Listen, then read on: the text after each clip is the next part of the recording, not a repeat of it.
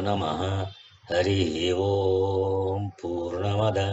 पूर्णमिदं पूर्णात् पूर्णमुदच्यते पूर्णस्य पूर्णमादाय पूर्णमेवावशिष्यते। ओम शांति शांति शांति। तो आज 19 तारीख है, 19 मार्च। तो गुरुजी का प्रवचन संख्या 14 में थोड़ा बाकी है। यहाँ ये मंत्र कह रहे हैं गुरुजी, मनोमय प्राण शरीर नेता प्रतिष्ठितो अन्य हृदय सन्निधाय तद विज्ञानेन परिपश्यन्ति धीराः आनंदम रूपम अमृतम यद विभाति। तो मंत्र कहता है ये परमात्मा मन में व्याप्त होने के कारण मनोमय है, मन को पूरा व्याप्त किया है। कृष्ण ने भी बताया ना, हम मया ततम इदम सर्वम। इदम सर्वम माने पहले मन में, बाद में मन से बाकी सब। तो मन के द्वारा इदम सर्व में व्याप्त है। वो सबके प्राण और शरीर का नेता है। शरीरात शरीर अंतरम नयति, एक शरीर से दूसरे शरीर। प्राण इस वर्तमान शरीर को लेकर चल रहा है। अभी जो है मृत्यु के समय ये प्राण इसको खींचकर, माने सूक्ष्म शरीर को खींचकर दूसरे शरीर में ले जाएगा। वो शरीर नेता कहा। हृदयम सन्निधाय, हृत कमल माने बुद्धि रूपी गुफा में, पुंडरीक में, हृद पुंडरीक उसका आश्रय लेकर इस स्थूल शरीर में अन्नमय कोश में प्रतिष्ठित है। अन्नमय कोश में शरीर में प्रतिष्ठित है, स्थूल शरीर में। विज्ञानेन परिपश्यन्ति धीरा, इसको कैसे देखोगे? मुमुक्षु को श्रुति धीर कह रही है। जो दुख में रोए नहीं, सुख में हंसे नहीं, वो धीर है। छोटे बच्चे की तरह माँ ने जरा आंख लाल किया तो रोने लगा, बड़ा होने पर, मार खाने पर भी नहीं रोता, तो सहनशील हो जाएगा। शोक मोह को अपने हृदय में जमने नहीं देवे, वो धीर है। माने उसको आगे उसको याद करते रहना, ये धीर का लक्षण नहीं है। धीर पुरुष, विवेकी पुरुष इस आत्मा के ब्रह्म भाव का दर्शन करते हैं।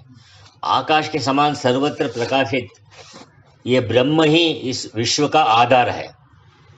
विश्व का आधार माने सब, विश्व के द्वारा जगत का आधार है। विश्व माने जागृत अवस्था के अभिमानी ले सकते हैं, विश्व माने पूरा ब्रह्मांड को भी ले सकते हैं। तो इस विश्व का आधार है ब्रह्म ही। तो मुमुक्षु गुरु से शास्त्रोपदेश का आश्रय पकड़कर अपने हृदयाकाश में इस ब्रह्म का साक्षात्कार करे। तो इसको चिदाकाश कहा, देहराकाश कहा, हृदयाकाश कहा, ऐसा पर्यायवाची शब्द है। बुद्धि गुहा भी कहते हैं। ये यहाँ ज्ञान का आभास माने अहम रूप से प्रतीत होता है। शरीर में दिखने वाला जो अहम है, वो माने इस गुफा में प्रकट होने वाला, प्रत्यय रूप से प्रकट होने वाला अहम जो है, यही आत्मा है, यही राम है। तो इसलिए आगे मंत्र कहता है कि बुद्धिमान इस परमात्मा से मिलने के लिए किसी देश में नहीं जाने की जरूरत है, किसी काल की भी प्रतीक्षा नहीं करने का जरूरत है। वो परमात्मा सर्व देश में और सर्व काल में है। उससे मिलने के लिए अपने हृदयाकाश में प्रवेश करे। हृदय को दहराकाश कह रहे हैं। इस दहराकाश को श्रुति राजमहल कह रही है, राजमहल। क्योंकि जैसे राजमहल में बहुत से लोग काम करते हैं ना, इसी प्रकार इस दहराकाश में बहुत सी इंद्रियां नौकरों की तरह काम करती हैं। इंद्रियगण तुम्हारे नौकर हैं। इस हृदयाकाश में प्रवेश करने पर पहले इन नौकरों को चुप करने दो, बाद में तुमको परमात्मा मिलेगा। तुम नौकरों से बात ही करते रहो तो कब परमात्मा से मिलोगे? इसलिए इंद्रियगण तुम्हारे नौकर हैं, उनको चुप करके उनके साथ बात करना बंद करो थोड़ा देर के लिए, वही ध्यान है। तो इस हृदयाकाश में प्रवेश करने पर सच्चिदानंद स्वरूप जो परमात्मा है वो तुम्हें मिलेगा। इस बात को पहले समझा कर आए हैं। शिष्य भी चतुर होना चाहिए। केवल सब वचन को स्वीकार करना नहीं, विचार करके चेला प्रश्न करता है कि गुरुजी आप कहते हैं दहरम पुंडरीकम वेश्मा अन्वेष्टव्यम, वहाँ खोजना चाहिए परमात्मा को।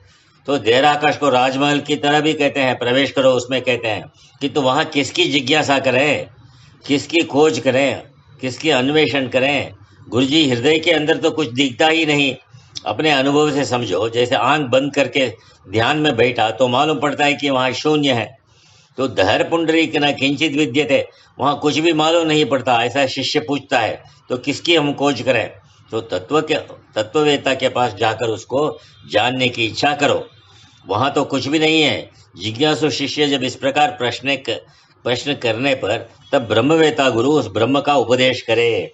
देखो श्रुति सारे रास्ते साफ बताती है। सब ब्रूयात, ब्रह्मवेत्ता आचार्य जिज्ञासु शिष्य को इस प्रकार समझाए, यावान बाह्याकाशः तावान हृदयाकाशः, प्रेम से उसको समझाना चाहिए इस रहस्य को।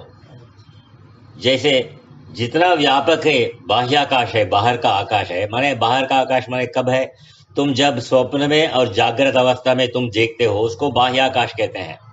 उतना ही बड़ा ये हृदयाकाश है, क्योंकि ये कारण है, वो बाह्याकाश कार्य है। तो कहने का अभिप्राय यह है कि हृदयाकाश में रहने वाला ब्रह्म भी व्यापक है। हृदयम पुंडरीकम वेश में, इस धराकाश में मन और बुद्धि रहते हैं। हृदयाकाश में ये जो अंतःकरण है ये बड़ा ही स्वच्छ है, बड़ा निर्मल है। जैसे अपने अनुभव के लिए समझो, इस पृथ्वी को रत्नगर्भा कहते हैं। इसके अंदर पेड़ पौधे हैं, पत्थर है, हीरे भी हैं, सब कुछ है, तेल भी है। हीरा अन्य पत्थरों की तरह नहीं है, ये स्वच्छ है, पारदर्शी है, माने ट्रांसपेरेंट है। इसी तरह इस माया भगवती की सृष्टि में तुम्हारा मन बुद्धि हीरे की तरह स्वच्छ है। जो स्वच्छ होगा, अति निर्मल होगा, उसमें वस्तु का सही दर्शन होगा। तो पहले अंतःकरण को स्वच्छ करना, ये सब बाह्य साधन हैं। जैसे दर्पण के सामने खड़े हो जाओ तो तुम्हारा सारा शरीर जैसा है वैसा दिखता है। स्वच्छ वस्तु के अंदर वस्तु का बोध होता है। दर्पण भी तो एक प्रकार से मिट्टी है, उसको सिलिकॉन से बनाते हैं दर्पण भी, तो किंतु कितना पवित्र है। इसलिए ये दर्पण बनाने वाले फैक्ट्री सब मद्रास में है, क्योंकि मद्रास में बीच है, बीच से मिट्टी लाते हैं, उसको कहते हैं सिलिकॉन। वो मिट्टी का नाम सिलिकॉन है। ये हम जो देखते हैं पेड़ पौधे लगाते हैं वो मिट्टी नहीं, ये सिलिकॉन जो है बीच समुद्र के पास को मिलता है, वो उसको उससे बनाते हैं। इसलिए बड़ा बड़ा ग्लास फैक्ट्री सब मद्रास के पास है। तो इसलिए जो स्वच्छ होगा, अति निर्मल होगा, ये शरीर वैसा ही दिखता है। तो दीवार के सामने खड़े हो जाओ तो छाया तो दिखेगी पर स्पष्ट कुछ नहीं देखेगा। शीशे के सामने स्पष्ट बोध होगा, दर्पण के सामने। तो दूसरी दृष्टि से समझो, तालाब हो तो पोखरा कहते हैं ना, वो पोखरा है उधर नेपाल में, काठमांडू के आगे। तो जो उसका नाम पोखरा है, बड़ा तालाब है, वहाँ तुम्हारा शरीर उसमें स्वच्छ दिखेगा। वो जब पानी स्टिल है तो जैसे इसके किनारे पर खड़े होने से तुम्हारा शरीर स्वच्छ जल के अंदर स्पष्ट दिखेगा। तो स्वच्छ शीशे के सामने खड़े होने पर तुम्हारा शरीर उस शीशे में स्पष्ट दिखेगा। इसी प्रकार स्वच्छ बुद्धि में ध्यान करने वाले को वो परमात्मा दिखता है। अत्र ब्रह्म उपलभ्यते, माने महान परमात्मा उसमें दिखता है। मन और बुद्धि ये दो शब्द हैं, किंतु पदार्थ एक है। मन और बुद्धि दो पदार्थ नहीं है, माने पद का अर्थ, मन पद का अर्थ, बुद्धि पद का अर्थ एक है। विशुद्ध बुद्धि के अंदर स्वरूप का बोध हो जाता है, तत्व साक्षात्कार होगा। क्या बोध होगा? अयम अहम अस्मि ना हम देहादि संगातः। तो संगात शब्द का अर्थ है हड्डी मांस का ढेर मैं नहीं हूँ। हड्डी मांस का ढेर मैं समूह, ये देह इंद्रिया में मैं नहीं हूँ, मैं इनसे अलग हूँ। आत्मैव अहमस्मि ब्रह्मैव अहमस्मि, ऐसा बोध होगा मुमुक्षु को, ऐसा तत्व बोध होगा। तो गीता में भी भगवान कहते हैं योग युक्तो विशुद्धात्मा। देखो योग युक्त, योग शब्द का अर्थ क्या है? तो ब्रह्माकार वृत्ति का नाम योग है। आजकल योग का प्रचार बहुत हो रहा है, आसन आदि सिखा दिया। योग नहीं, योग का साधन है। ये शरीर की एक्सरसाइज के लिए अच्छा है, हेल्थ के लिए अच्छा है। जो शरीर के अधिक काम नहीं करते उनके लिए है। किंतु योग ब्रह्म आत्मनि समाधानम, ब्रह्म को आत्मा में समाधान माने उसमें प्रतिष्ठित करना। योग का अर्थ है समाधि, और समाधि का अर्थ है मन निश्चल होकर ब्रह्माकार वृत्ति में आ जाना। ये आत्मा ब्रह्म है, इस ऐसा निश्चय हो जाना। मुमुक्षु को विवेक वैराग्य आदि साधन युक्त होना चाहिए। सोचो, जिस संसार में हम आए हैं, इस संसार में हम एक नहीं करोड़ों बार आ चुके हैं, और इस संसार के जिन भोगों के आज हम ले रहे हैं भोगों को, उनको करोड़ों बार ले चुके हैं भोग, किंतु इन भोगों से कोई तृप्ति नहीं हुई। जैसे का तैसा, जैसे अपने अनुभव के लिए समझो। जन्म से अब तक इस जीभ, जीभ माने टंग, इस टंग से कितना घी तेल चला गया पेट में, किंतु ये जीभ पर कुछ है ही नहीं। जितना मर्जी है घी तेल खाओ, पर जीभ जैसी की तैसी रहती है। तो उंगली में जरा से घी या तेल मलो तो थोड़ी देर के लिए वहां मालूम पड़ेगा वो तेल का ये लक्षण, लेकिन जीभ पर जरा भी नहीं। ऐसे ही इन इंद्रियों से कितने ही भोग लो, किसी का जैसे का तैसा है। इसलिए मुमुक्षु के लिए कहा कि वो विवेक वैराग्य को मोक्ष का साधन बनाए।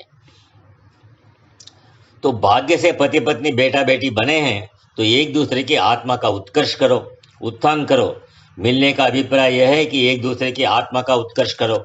जैसे स्टेशन पर विभिन्न दिशाओं से आए हुए यात्री मिलते हैं, प्यार से बोलते भी हैं, पर गाड़ी आ जाने पर सब अपने अपने रास्ते चले जाते हैं। आंख बंद करके देखो ये तुम्हारी गाड़ी कहाँ से आई है और कहाँ जा रही है। ये जो तुम्हारी पत्नी की गाड़ी है वो कहाँ से आई, कहाँ जाएगी, कहाँ से। ये घर स्टेशन नहीं तो और क्या है।